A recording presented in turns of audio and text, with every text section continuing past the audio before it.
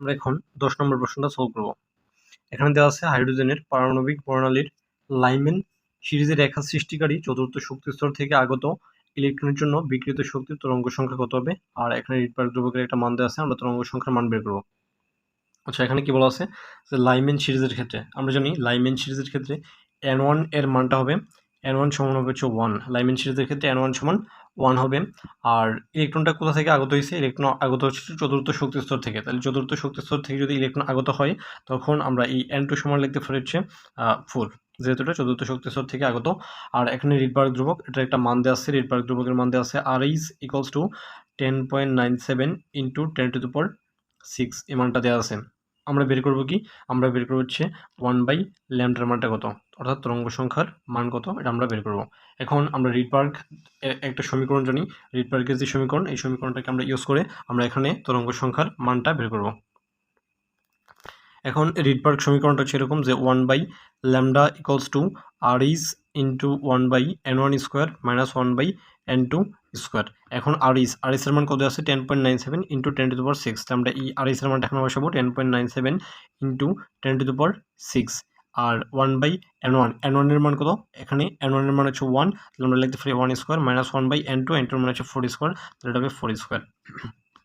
তাহলে এখন আমরা 10.97 ইন্টু 10⁶, আর এই মানটাকে যদি আমরা ক্যালকুলেশন করি তাহলে আমরা পাইতেছি হচ্ছে 1/1 মাইনাস 1/16, তাহলে 1 আর 16 এটাকে লসাগু করলে এখানে আমরা পাবো হচ্ছে 16, আর উপরে হবে 16কে 1 দ্বারা ভাগ করলে 16 মাইনাস 1 সমান হচ্ছে কত? 15, তাহলে এটা 15 ডিভাইডেড বাই 16, তাহলে আমরা লিখতে পারি 10.97 ইন্টু 10⁶ ইন্টু 15 ডিভাইডেড বাই 16। আচ্ছা, এখন এই 15 ডিভাইডেড বাই 16 এই মানটা কিন্তু 1 এর খুব কাছাকাছি একটা মান, আমরা এটা বলতে পারি 0.99 বা 0.95 এরকম কিছু একটা মান হবে এখানে। আচ্ছা, এখন আমরা যদি এই 0.95 বা 0.99 এই মানটা কিন্তু 1 এর খুব কাছাকাছি, কিন্তু 1 এর চাইতে একটু ছোট, যার কারণে এই মানটার সাথে যদি আমরা এই 10.97 এটাকে গুণ করি তাহলে আমরা 10.97 থেকে সামান্য একটু ছোট আমরা কিছু একটা মান পাবো, অর্থাৎ এই মানটা এরকম হতে পারে যে 10.67 ইন্টু 10⁶ এরকম কিছু একটা মান হতে পারে। এখন আমরা দেখবো এই 10.67 ইন্টু 10⁶ এটার কাছাকাছি কোন মানটা আছে। এখন আমরা যদি একটু অপশনগুলো চেক করি, আমরা 1 নম্বর যে অপশনটা দেওয়া আছে এখানে আছে 2 পয়েন্ট, কিন্তু আমাদের যে মানটা ছিল এই মানটা হচ্ছে 10 এর খুব কাছাকাছি একটা মান, তাহলে এই অপশনটা ভুল। এবার 2 নম্বর যে অপশনটা দেওয়া আছে এটাতে আছে 10.28 ইন্টু 10⁶, আর আমাদের যে অপশনটা দেওয়া আছে সরি এই অপশনটার ক্ষেত্রে একটু ভুল আছে, এটা হবে 10⁻6 হবে। এটা আমি লিখতে একটু ভুল করে ফেলছিলাম, দুঃখিত এর জন্য। আচ্ছা, এখানে 10⁻6 হওয়ার কোনো প্রশ্ন ওঠে না, তাহলে আনসার বি ভুল হবে এটা। এবার সি নাম্বারটা যদি খেয়াল করো, এখানে আছে 10.28 ইন্টু 10⁶, এই মানটা কিন্তু আমাদের যে আনসারটা পাইছিলাম এই আনসারের খুব কাছাকাছি একটা মান, তাহলে আমার এই সি নাম্বার যে অপশনটা আছে সি নাম্বার অপশনটা আনসার হবে। আর ডি হবে না, কারণ এখানে দেওয়া আছে 10⁵, যার কারণে ডি নাম্বার যে অপশনটা এটা ভুল। আমাদের আনসার হবে কোনটা? আমাদের আনসার হবে সি। 11 নম্বর এমসিকিউর মধ্যে বলা আছে যে হুন্ডের নিয়ম অনুযায়ী কোন ইলেকট্রন বিন্যাসটি সঠিক। হুন্ডের নিয়মের ক্ষেত্রে আমাদের সবসময় খেয়াল রাখতে হবে ইলেকট্রন আমরা একটা একটা করে দেবো, একটা একটা করে দেওয়ার পর জোড়বদ্ধ হবে। এখন আমরা যদি এই নাম্বার অপশনে দিয়ে খেয়াল করি, এখানে আছে 2px2 2p y1 আর হচ্ছে pz 0, তাহলে pz এর মধ্যে আমরা ইলেকট্রন দেওয়ার পর আমরা এখানে জোড়া করতে পারবো, কিন্তু এখানে এই যে ইলেকট্রন যেটা দেওয়া আছে এটা কিন্তু এখানে ভুল, তাহলে এই নাম্বার অপশনটা ভুল। বি নাম্বারের ক্ষেত্রে সেম, দেখা গেল যে এই এখানে কোনো ইলেকট্রন নেই বাট জেটের মধ্যে চলে গেছে, তাহলে এখানে এটাও ভুল। এবার সি নাম্বারটার দিকে যদি আমরা খেয়াল করি, এখানে কোনো ইলেকট্রন নেই বাট এটার মধ্যে দুটো ইলেকট্রন আছে, তাহলে এটাও ভুল। ডি নাম্বারের ক্ষেত্রে আমরা দেখতেছি পি অফ এক্স এটা সমান 1, এটার উপরে একটা ইলেকট্রন আছে, পি অফ ওয়াই এটার মধ্যে একটা ইলেকট্রন, এবং পিজেড এটার মধ্যে একটা ইলেকট্রন আছে, যা হুন্ডের নিয়মকে মেনে চলতেছে, তাহলে আনসার হবে ডি। এবার 12 নম্বর অপশন যে এমসিকিউটা, 12 নম্বর এমসিকিউর মধ্যে দেওয়া আছে যে একটা বিক্রিয়া দেওয়া আছে আয়রনের সাথে সালফিউরিক অ্যাসিডের বিক্রিয়ায় FeSO4 উৎপন্ন হয় আর হচ্ছে H2 উৎপন্ন হয়। বলছে 27 ডিগ্রি সেন্টিগ্রেড তাপমাত্রায় 1 অ্যাটমসফিয়ার চাপে 200 লিটার হাইড্রোজেন গ্যাস প্রস্তুত করতে কি পরিমাণ লোহার প্রয়োজন হবে। এখানে আয়রনের ভর দেওয়া আছে 56। তাহলে আমরা এখন যে কাজটা করব, আমরা এখন এই আয়রন আর হচ্ছে আমরা হাইড্রোজেন এই দুটোকে নিয়ে একটা স্টয়কিওমেট্রি নিয়ম লিখবো। স্টয়কিওমেট্রি নিয়মটা হচ্ছে এরকম যে n of iron divided by 1 equals to n of H2 divided by 1, অর্থাৎ এই 1টা কি, এই 1টা হচ্ছে আয়রনের সহগ, অর্থাৎ এখানে আয়রন কত মোল আছে আর হাইড্রোজেন কত মোল আছে, তাহলে হাইড্রোজেন আছে 1 মোল, আয়রন আছে 1 মোল, তাহলে আমরা n of Fe এটাকে 1 দ্বারা ভাগ করবো, n of H2 এটাকে 1 দ্বারা ভাগ করবো। এখন আমরা হচ্ছে এই n এর সূত্র নেব, তাহলে এখানে আয়রনের কি দেওয়া আছে, আয়রনের আণবিক পারমাণবিক যে ভরটা এটা দেওয়া আছে, তাহলে আমরা লিখতে পারি small m divided by capital M, তাহলে এখানে ক্যাপিটাল M এর মান দেওয়া আছে 56, তাহলে আমরা মান বসাই দিলাম। আর এখানে আমরা যদি একটু খেয়াল করি, এখানে হাইড্রোজেন সম্পর্কে দেওয়া আছে, টি এর মান দেওয়া আছে, আর হচ্ছে চাপের মান দেওয়া আছে, আর বি এর মান দেওয়া আছে 200 লিটার, তাহলে আমরা এই n equals to PV by R T এই সূত্রটাকে ইউজ করবো। তাহলে n ইকুয়ালস টু পিবি, তাহলে পি এর মধ্যে আছে 1, তাহলে আমরা এখানে বসে হচ্ছে 1 ইন্টু বি এর মধ্যে আছে 200 লিটার, তাহলে 200 আর ডিভাইডেড বাই আর টি, তাহলে এখানে আর এর মান কত হবে, যেহেতু এখানে আমরা চাপের মানটা অ্যাটমসফিয়ারে নিয়েছি, তাহলে এখানে আর এর মান হবে 0.0821।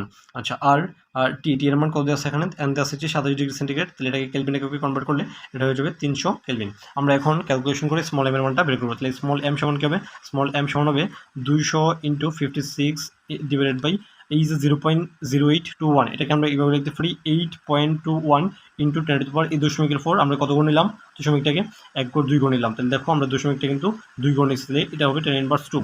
ইন্টু 300 জায়গায় 300 থাকবে। এখন আমরা কিন্তু এই 8.1 এটাকে ইচ্ছা করলে 8 ধরতে পারি, তাহলে এই 8 দ্বারা যদি আমরা 56কে ভাগ করি তাহলে এটা হবে 7 8 56 7, তাহলে এই শূন্য এই শূন্য এই শূন্য এই শূন্য কাটা, ওকে সাথে সাথে 2 গুণ করলে এটা হবে 14, আর 14 ডিভাইডেড বাই 3 ইন্টু 10⁻², এই মানটা আমার থাকতেছে। ওকে এখন আমরা এই 14কে 3 দ্বারা ভাগ করবো, তাহলে ভাগ করলে আমরা কত পাই, আমরা যদি ভাগ করি তাহলে ভাগ করলে পাই হচ্ছে 3 4 12, 13 14 318 318 এরকম, মানে 6 7 হবে আর কি, 4.667 ইন্টু 10²। তাহলে এখন আমরা এই মানটাকে ক্যালকুলেশন করে লিখতে পারি 466.7, এই এত হবে আর কি, এত গ্রাম হবে। তাহলে আমরা এখন দেখবো যে 466.7 এটার কাছাকাছি কোন মান দেওয়া আছে, তাহলে এখন আমাদের তাহলে 466.7 গ্রাম এটার কাছাকাছি কোন মানটা দেওয়া আছে, এখানে দেওয়া আছে 4.52, তারপর দেওয়া আছে 4.55, 452 আর হচ্ছে 455 গ্রাম। তাহলে এখন আমরা দেখতেছি 466.7 এটার খুব কাছাকাছি আমার 455, তাহলে আনসার হবে ডি। এবার আমরা 13 নম্বর এমসিকিউটা সলভ করবো। এখানে দেওয়া আছে পানিতে দ্রবীভূত অক্সিজেনের ডিও, দ্রবীভূত অক্সিজেন বা ডিজলভ অক্সিজেন, এটাকে বলা হয় ডিও, পরিমাণ কমে গেলে নিচের কোনটি ঘটে। তাহলে এখন যদি দ্রবীভূত অক্সিজেনের পরিমাণ কমে যায়, আর এখানে 1 নম্বর বলছে পানির দূষণ মাত্রা ক্রমান্বয়ে বেড়ে যায়, তাহলে অক্সিজেনের পরিমাণ কমে গেলে দূষণ মাত্রা বেড়ে যাবে, আমার এই নম্বর অপশনটা ঠিক আছে। এবার 2 নম্বরকে বলছে জারণ কার্য দ্রুত গতিতে ঘটে, যদি অক্সিজেন কমে যায় তাহলে জারণ কার্য কখনই দ্রুত গতিতে ঘটবে না, বলছে পানির দুর্গন্ধের মাত্রা কমে যায়, এটাও ভুল। এবার ডি নাম্বার বলছে পানির দূষণ মাত্রা কমে যায়, যদি অক্সিজেনের পরিমাণ কমে যায় তখন দূষণ মাত্রা হচ্ছে বেড়ে যাবে, কিন্তু এখানে বলছে কমে যায়, তাহলে আনসার আমরা শুধুমাত্র এই নাম্বারটা হবে। এখন আমরা 14 নম্বর এমসিকিউটা সলভ করবো। 14 নম্বর এমসিকিউটা সলভ করার জন্য আমরা একটা থিওরি আগে পড়ে নেব। থিওরিটা হচ্ছে এরকম যে আমরা যদি দুইটা পাত্রকে একটা স্টপ কর্ক দ্বারা যুক্ত করি, তাহলে যুক্ত করা হলে এখানে দেখো এটা হচ্ছে তোমার একটা 1 নম্বর পাত্র, এটা হচ্ছে 2 নম্বর পাত্র। এখন আমরা এই পাত্রের জন্য যে চাপটা, এই চাপটাকে বলবো হচ্ছে P1 চাপ, আর যে আয়তন এটা হচ্ছে B1 আয়তন। আর এই পাত্রটার ক্ষেত্রে বা এই সিলিন্ডারটার ক্ষেত্রে আমরা বলতে পারি চাপ হচ্ছে P2 এবং আয়তন হচ্ছে B2। এখন আমি যদি কোনো কারণে এই স্টপ কর্কটাকে খুলে দিই, তখন এই দুটো গ্যাস একসাথে মিশ্রিত হবে, মিশ্রিত হওয়ার পর এই চাপের পরিমাণটা কতটা বের করতে বলা হবে, তখন আমার এই সূত্রটা হবে P into B1 plus B2 equals to P1 B1 plus P2 B2। এখন আমরা এই সূত্রটাকে অ্যাপ্লাই করে এই পরিমাণটাকে বের করতে পারবো। আর কেস টুর মধ্যে বলা আছে যে দুইটা পাত্র এর গ্যাসগুলোকে আমরা নতুন একটা পাত্রের মধ্যে রাখবো, যদি রাখি তখন আমার গ্যাসের চাপটা কত হবে, অর্থাৎ এই পি এর মানটা কত হবে। এখানে আমরা যদি এই পাত্রটার ক্ষেত্রে যে চাপ এটাকে বলি P1 এবং আয়তনটাকে যদি বলি B1 আর এটাকে যদি বলি P2 এবং B2, তখন এই যে আয়তনটা অর্থাৎ এই যে পাত্রটা, এই পাত্রটার কিন্তু নতুন একটা আয়তন থাকবে, এই আয়তনটা হচ্ছে বি আয়তন। এখন এই পিটা হচ্ছে নতুন চাপ, আর এই বিটা কি, এই বিটা হচ্ছে এই পাত্রটার আয়তন, আর P1 হচ্ছে এই পাত্রের চাপ এবং B1 হচ্ছে এই পাত্রটার চাপ, আর P2 হচ্ছে এই পাত্রের চাপ এবং B2 হচ্ছে এই পাত্রের চাপ। ওকে এবার আমরা যদি 14 নম্বর এমসিকিউটাকে সলভ করতে চাই, এখানে বলা আছে কি স্থির তাপমাত্রায় 30 সেন্টিমিটার পারদ-চাপে 200 সেন্টিমিটার কিউব হাইড্রোজেন গ্যাস এবং 40 সেন্টিমিটার পারদ-চাপে 300 সেন্টিমিটার কিউব নাইট্রোজেন গ্যাসকে 400 সেন্টিমিটার কিউব আয়তনের শূন্য ফ্লাক্সে রাখা হলে, অর্থাৎ আমার এটা কি, এটা হচ্ছে আমরা 2 নম্বর যে কেসটা পড়ছিলাম, এই 2 নম্বর কেস অনুসারে আমার এই অঙ্কটা করতে হবে। 400 সেন্টিমিটার কিউব আয়তনের শূন্য ফ্লাক্সে রাখা হলে মিশ্রণের মোট চাপ কত, অর্থাৎ আমরা নতুন একটা পাত্রের মধ্যে আমরা সেই গ্যাসগুলোকে রাখবো। তাহলে এখন আমরা হচ্ছে কোন সূত্রটা অ্যাপ্লাই করবো, আমরা হচ্ছে 2 নম্বর যে সূত্রটা পড়ছিলাম ওই সূত্রটাকে অ্যাপ্লাই করবো, অর্থাৎ পিবি সমান P1 B1 plus P2 B2, এই সূত্রটাকে অ্যাপ্লাই করে এই পি এর মানটা বের করবো। এখানে বি এর মান কত, বি এর মান হচ্ছে 400, তাহলে আমরা যদি এই পি এর মানটা বের করতে চাই তাহলে এখন এই বি দ্বারা এটাকে ভাগ করে দেবো, বি এর মান হচ্ছে 400, আর P1 এর মান কত দেওয়া আছে এখানে 30 সেন্টিমিটার পারদ-চাপ, তাহলে এটা হবে 30।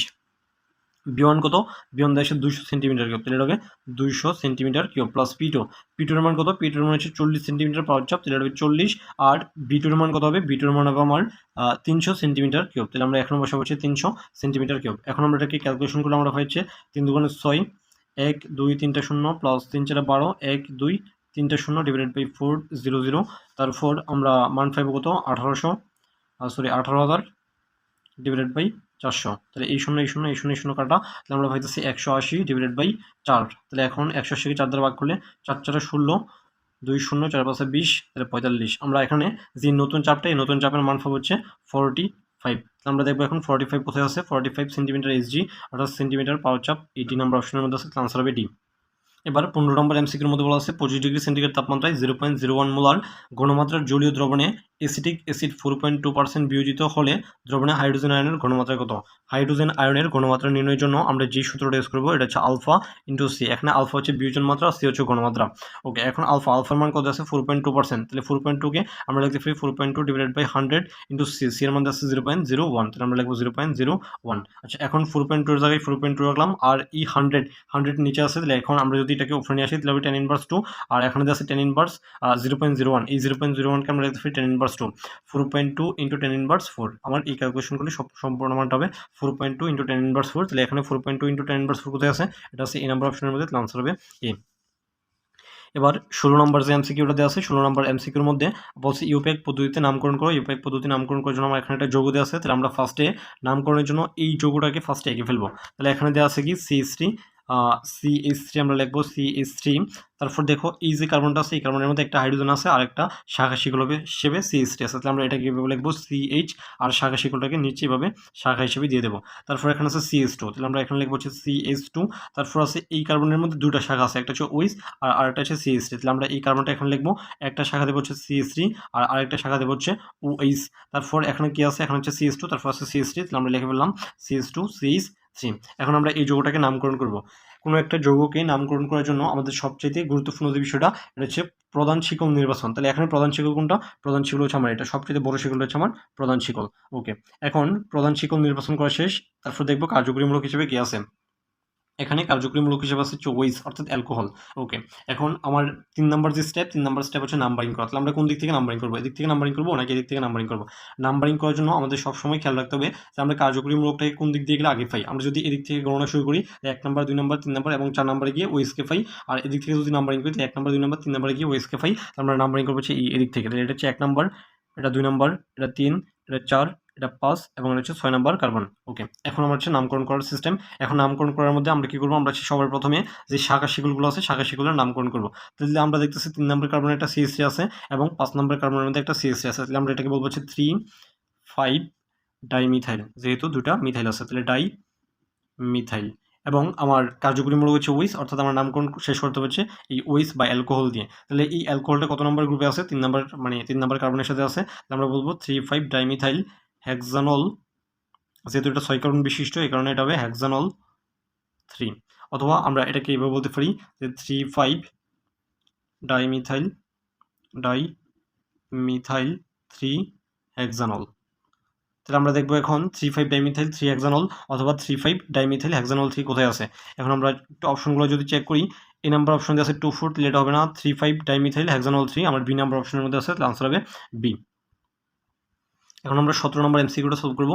এখানে বলছে প্রাকৃতিক খাদ্য সংরক্ষক হিসেবে ব্যবহৃত হয় কোনটি। আচ্ছা, প্রাকৃতিক খাদ্য সংরক্ষকের আমরা কয়েকটা তালিকা দিয়ে রাখছি এখানে। প্রাকৃতিক খাদ্য সংরক্ষকগুলো হচ্ছে সরিষার তৈল, খাদ্য লবণ, তারপর চিনি, হলুদ, রসুন, লবঙ্গ ইত্যাদি। এখন আমরা যদি দেখি তাহলে এখানে প্রাকৃতিক খাদ্য সংরক্ষক হিসেবে ইউজ করা হয় সোডিয়াম ক্লোরাইড, খাদ্য লবণকে। 18 নম্বর এমসিকিউর মধ্যে এখন বলা হচ্ছে একটি জৈব যৌগ ব্রোমিন প্রাণীকে বর্ণহীন করে। ব্রোমিন প্রাণীকে বর্ণহীন কারা করে, যারা হচ্ছে অসম্পৃক্ত যৌগ এবং ওজোনোলাইসিস বিক্রিয়ায় সমমোলার প্রোপানেল ও মিথানেল উৎপন্ন করে। তাহলে আমরা প্রোপানেল এবং মিথানেলকে লিখে ফেলবো। তাহলে প্রোপানেল এটা হবে CH3 CHO, তাহলে আমরা এটাকে এভাবে লিখতে পারি CH দ্বিবন্ধন O। তারপর আছে কি মিথানেল, তাহলে মিথানেলকে আমরা এভাবে লিখতে পারি HCHO, অর্থাৎ এটাকে আমরা এভাবে লিখতে পারি যে এই, অর্থাৎ এই যে অক্সিজেনগুলো আছে এই অক্সিজেনগুলোকে আমরা সামনে লিখবো আর কি। তাহলে CH3 CH দ্বিবন্ধন O, আর এটার ক্ষেত্রে আমরা লিখতে পারি C দ্বিবন্ধন O, এদিকে একটা H আর এদিকে একটা H। এখন তোমাকে বলা হয়েছে যে এই দুটো যৌগ উৎপন্ন হয় এমন একটা যৌগ থেকে যে যৌগটা ব্রোমিন পানিকে বর্ণহীন করে। এখন আমরা যেই কাজটা করবো এটা বের করার জন্য এই অক্সিজেন এবং এই অক্সিজেনকে কেটে ফেলবো এবং এই দুটা দ্বিবন্ধনের জন্য আমরা একটা দ্বিবন্ধন লিখে এই যৌগটাকে একটা মানে নতুন একটা যৌগ হিসেবে লিখে ফেলবো। তাহলে এটা হবে CH3 CH, তারপর এই দুটা দ্বিবন্ধনের জন্য শুধুমাত্র একটা দ্বিবন্ধন হবে, তারপর হবে C, এখানে কার্বনের সাথে দুটো হাইড্রোজেন আছে, তাহলে হবে CH2। তাহলে আমার যে নতুন যৌগটা এটা হচ্ছে CH3 CH দ্বিবন্ধন CH2। তাহলে এখন আমরা দেখবো কোথায় আছে এই অপশনটা। আমরা যদি খেয়াল করি তাহলে এখানে প্রোপানেল, তাহলে প্রোপানেলের ক্ষেত্রে আমার যে যৌগটা এটা হবে এরকম CH3 CH2 CHO CH3 CH2 CHO, তাহলে এটা হবে CH2 CH3 CH2 CH দ্বিবন্ধন CH2। আমরা দেখবো এই মানে এই অপশনটা কোথায় আছে, এই আনসারটা কোথায় আছে এখানে CH3 CH2 CH দ্বিবন্ধন CH2, অর্থাৎ আমার 1 নম্বর যে অপশনটা এই 1 নম্বর অপশনের মধ্যে আমরা এই আনসারটা আছে। তাহলে আমরা এখন 18 নম্বর আনসারটা হবে এ। আচ্ছা, এখন 19 নম্বর যে এমসিকিউটা দেওয়া আছে 19 নম্বর এমসিকিউর মধ্যে বলা আছে যে কোনটা আইসো ইলেকট্রিক সেট এর মানে হচ্ছে ইলেকট্রন সংখ্যা সমান থাকবে।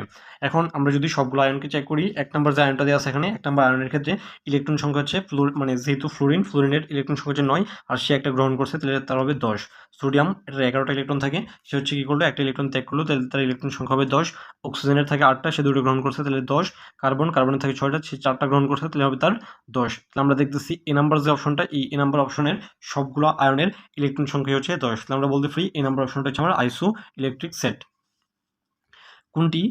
কোন যৌগটি হ্যালোফর্ম বিক্রিয়া প্রদর্শন করে সাধারণত অ্যালডিহাইড বা কিটোন আমার কি করে অ্যালডিহাইড বা কিটোন আমার হচ্ছে হ্যালোফর্ম বিক্রিয়া প্রদর্শন করে। আমরা এখন দেখবো অ্যালডিহাইড বা কিটোন কোথায় আছে। 1 নম্বর যেটা দেওয়া আছে এটা হচ্ছে অ্যাসিটাইল হ্যালাইড, এটা করবে না, এটা হচ্ছে অ্যাসিড অ্যামাইড, এটা হচ্ছে অ্যাসিড হ্যালাইড, এটা অ্যাসিড অ্যামাইড, এটা হচ্ছে কার্বক্সিলিক অ্যাসিড। আমার অ্যালডিহাইড বা কিটোনের এটা হচ্ছে CHO, এটা হচ্ছে একটা অ্যালডিহাইড। আমার এই অ্যালডিহাইডটা কি করবে, অ্যালডিহাইড হচ্ছে আমার হ্যালোফর্ম বিক্রিয়া প্রদর্শন করবে। এখানে 21 নম্বর এমসিকিউটার মধ্যে বলা আছে যে সম আয়তনের 0.1 মোলার অ্যাসিটিক অ্যাসিড ও 0.1 মোলার সোডিয়াম অ্যাসিটেট মেশালে দ্রবণটির পিএইচ কত হবে। এখানে কে এর একটা মান দেওয়া আছে, আমরা এখন এটার পিএইচ কত হবে। এখানে আমার যে অ্যাসিডটা দেওয়া আছে এটা একটা দুর্বল অ্যাসিড, আর যে লবণটা দেওয়া আছে এটা হচ্ছে একটা দুর্বল অ্যাসিডের লবণ। তাহলে আমরা এখন বলতে পারি কি যে আমার যে দ্রবণটা হচ্ছে একটা অম্লীয় বাফার দ্রবণ। আর অম্লীয় বাফার দ্রবণের ক্ষেত্রে আমরা পিএইচি সূত্র এভাবে জানি যে pH equals to PKA plus log লবণের ঘনমাত্রা ডিভাইডেড বাই অ্যাসিডের ঘনমাত্রা। এটাকে বলা হয় হ্যান্ডারসন-হ্যাসেলবাগ সমীকরণ। আচ্ছা, PKA এটাকে লিখতে পারি মাইনাসের লগ KA প্লাস লগ লবণের ঘনমাত্রা ডিভাইডেড বাই অ্যাসিডের ঘনমাত্রা। ওকে, এখন আমাদের এখানে লবণের অ্যাসিডের ঘনমাত্রা দেওয়া আছে 0.1 এবং লবণের ঘনমাত্রা দেওয়া আছে 0.1। তাহলে আমরা এখন মানগুলো বসাই দেবো। এখানে কে এর মান দেওয়া আছে 10⁻5, 1.0 × 10⁻5 যেই কথা, আর 10⁻5 একই কথা। তাহলে আমরা এখানে বসাবো 10⁻5 প্লাস লগ এই লবণ এটার ঘনমাত্রা দেওয়া আছে 0.1, অ্যাসিডের ঘনমাত্রা দেওয়া আছে 0.1। তাহলে 0.1 আর 0.1 এটাকে আমরা যদি ভাগ করি তাহলে হচ্ছে 1, আর লগ 1 এর মান হচ্ছে 0, লগ 1 এর মান হচ্ছে 0, আর লগ 10 এটার মান হচ্ছে 1। তাহলে এখন আমরা বলতে পারি এই মানটা সবটা 0 হয়ে যাবে, তাহলে এটা বাদ। তাহলে এই লগ 10⁻⁵ আমরা এরকম একটা সূত্র জানি যে লগ a⁴b, তাহলে লগ a⁴b এটাকে আমরা লিখতে পারি b লগ a, অর্থাৎ এই বিটা সামনে চলে আসবে। তাহলে এখন আমরা যদি এই সূত্রটাকে এখানে অ্যাপ্লাই করি তাহলে আমরা এই -5 এটাকে সামনে নিয়ে আসবো। তাহলে আমরা কি লিখতে পারবো আগে একটা মাইনাস আছে আর এখানে একটা -5 আসবে লগ 10। তাহলে এখন দেখো মাইনাস মাইনাসে প্লাস, মানে এখন একটা 5 থাকবে, আর লগ 10 এর মান কত, লগ 10 এর মান হচ্ছে 1, তাহলে 5 × 1 সমান হবে 5। তাহলে আমার আনসার হবে 5। এখন আমার এখানে বলছে পিএস কত হবে, এখানে পিএস হচ্ছে 5.0 বা 5, আনসার হবে বি। এখন 22 নম্বর যেই এমসিকিউটা দেওয়া আছে 22 নম্বর এমসিকিউর মধ্যে বলা আছে যে কোনটি নিউক্লিওফাইল এর মানে কি, নিউক্লিওফাইল মানে হচ্ছে তোমার নিউক্লিয়াসের প্রতি আকর্ষণ বা ধনাত্মক চার্জের প্রতি আকর্ষণ। এখন আমরা দ্রাবককে দুই ভাগে ভাগ করে থাকি, একটাকে বলা হয় ইলেকট্রোফাইল আর আরেকটাকে বলা হয় নিউক্লিওফাইল। ইলেকট্রোফাইল কারা হয় আর হচ্ছে নিউক্লিওফাইল কারা হয়। ধনাত্মক চার্জ বিশিষ্ট যে মৌলগুলো আছে তারা হচ্ছে ইলেকট্রোফাইল, এবং অষ্টক সংকুচিত যে যৌগগুলো আছে তারা হচ্ছে ইলেকট্রোফাইল হয়ে থাকে। আর নিউক্লিওফাইল কারা, যারা হচ্ছে ঋণাত্মক চার্জ বিশিষ্ট মূলক অথবা অষ্টক সম্প্রসারিত যৌগ অথবা মুক্তজোর ইলেকট্রন ধারণকারী যৌগ, তারা হচ্ছে আমার নিউক্লিওফাইল। এখন আমরা যদি এই নম্বর অপশনটা দিয়ে খেয়াল করি, এ এর ক্ষেত্রে দেওয়া আছে বোরন ট্রাইফ্লোরাইড, বোরনের সর্বশেষ শক্তি স্তরে 3টা ইলেকট্রন অবস্থান করে। তাহলে আমরা 3টা ইলেকট্রনকে এভাবে দিয়ে দিলাম যে 3টা ইলেকট্রন। আর এখানে ফ্লোরিন যদি আসে তাহলে এখানে একটা ফ্লোরিন আসবে, এখানে একটা ফ্লোরিন এবং এখানে একটা ফ্লোরিন। তাহলে এখানে বোরনের সর্বশেষ শক্তি স্তরে এখানে মোট 3 দুগুণে 6টা ইলেকট্রন বিদ্যমান, অর্থাৎ প্রত্যেকটা বন্ধনের মধ্যে 2টা করে ইলেকট্রন বিদ্যমান থাকে। তাহলে তার সর্বশেষ শক্তি স্তর যেহেতু 6টা ইলেকট্রন, আমরা বলতে পারি সে হচ্ছে একটা অষ্টক সংকুচিত যৌগ। আর এটা কি, এটা হচ্ছে একটা ধনাত্মক চার্জ বিশিষ্ট মূলক। তাহলে আমার এটা কি হবে, এটা হবে একটা ইলেকট্রোফাইল, এটাও একটা ইলেকট্রোফাইল। এখন আমরা যদি দেখি NH3, তাহলে এই NH3 এর ক্ষেত্রে নাইট্রোজেনের সর্বশেষ শক্তি স্তরে ইলেকট্রন থাকে 5টা, তাহলে 1 2 3 4 5টা আমরা দিয়ে দিলাম। আর এখানে হাইড্রোজেন 3টা আসবে, তাহলে এখানে একটা হাইড্রোজেন, এখানে একটা হাইড্রোজেন এবং এখানে একটা হাইড্রোজেন এসে এখানে একটা সমযোজী বন্ধন গঠন করবে। তাহলে এখন আমরা যদি খেয়াল করি দেখা যাবে যে এই নাইট্রোজেনের মধ্যে একটা মুক্তজোড় ইলেকট্রন বিদ্যমান থাকে, আর যারা মুক্তজোড় ইলেকট্রনধারী যৌগ তারা হচ্ছে আমার নিউক্লিওফাইল। তাহলে এখানে আমার আনসার হবে এই সি, মানে NH3, অর্থাৎ সি নাম্বার যে অপশনটা আছে, সি নাম্বার অপশনটা আমার আনসার হবে। 30 নম্বরের মধ্যে বলা আছে যে আয়রন 3 লবণের 4.2 × 10³ মোল পার লিটার ঘনমাত্রার 50 ml দ্রবণের সাথে 1.5 × 10⁻⁴ মোল পার লিটার ঘনমাত্রার 30 ml সোডিয়াম হাইড্রোক্সাইড যোগ করলে FeOH3 এর আয়নিক গুণফল, অর্থাৎ এখানে দুটো বিষয় থাকবে, একটা হচ্ছে আয়নিক গুণফল আর একটা হচ্ছে দ্রাব্যতা গুণফল। এখানে কিন্তু দ্রাব্যতা গুণফলের কোনো মান দেওয়া নাই। তাহলে এখন আমরা কি করব, আমরা দেখব আয়নিক গুণফলের মানটা কি এই দ্রাব্যতা গুণফল থেকে বেশি হবে নাকি ছোট হবে। ওকে, এখন আমরা জানি একটা বিষয়, একটা হচ্ছে Fe3+ যে আয়নটা আছে এটা হচ্ছে সোডিয়াম হাইড্রোক্সাইড, এটার সাথে বিক্রিয়া করে FeOH3 এটার একটা অদক্ষেপ সৃষ্টি করে। আর আমরা এরকম একটা বিষয় জানি যে যদি আয়নিক গুণফলের মান দ্রাব্যতা গুণফল অপেক্ষা বেশি হয় তখন আমরা বলতে পারি যে এখানে অদক্ষেপ সৃষ্টি হবে। এখানে এ নাম্বার অপশনের মধ্যে বলা আছে যে দ্রাব্যতা গুণফল অপেক্ষা কম হবে, যদি দ্রাব্যতা গুণফল অপেক্ষা আয়নিক গুণফলের মান কম হয় তাহলে কিন্তু অদক্ষেপ সৃষ্টি হবে না, কিন্তু এখানে একটা অদক্ষেপ সৃষ্টি হয়। এবার 2 নম্বর বলছে যে দ্রাব্যতা গুণফল অপেক্ষা বেশি হবে, দ্রাব্যতা গুণফল অপেক্ষা বেশি হলে আমার অদক্ষেপ সৃষ্টি হবে, তাহলে আমরা বলতে পারি এখানে আনসার হবে বি। এবার 25 নম্বর যে এমসিকিউটা দেওয়া আছে, 24 নম্বর যে এমসিকিউটা দেওয়া আছে, এখানে বলছে ACl5 এর জ্যামিতিক আকৃতি কোনটি, আর এখানে এ এর পারমাণবিক সংখ্যা হচ্ছে 15। এখানে যেহেতু এ এর পারমাণবিক সংখ্যা 15, তাহলে আমরা বলতে পারি এখানে এ দ্বারা মূলত ফসফরাসকে বোঝানো হয়েছে। তাহলে মূল যে যৌগটা এটা হচ্ছে আমার ফসফরাস পেন্টাক্লোরাইড। এখন আমাদের যেই আকৃতিগুলো আছে এই আকৃতিগুলো নির্ভর করছে মূলত সংকরণের উপর। তাহলে এখন আমরা বের করব এই PCl5 এটার সংকরণ কী ধরনের হয়। তাহলে এটার সংকরণ যদি আমরা বের করি, আমরা এরকম একটা সূত্র জানি, 1/2 × B + M - C + M। ওকে, এখন আমরা মান বসাই দেবো। তাহলে 1/2 × B, এখানে B হচ্ছে ফসফরাসের সর্বশেষ শক্তি স্তরে ইলেকট্রন সংখ্যা, এটা হবে 5।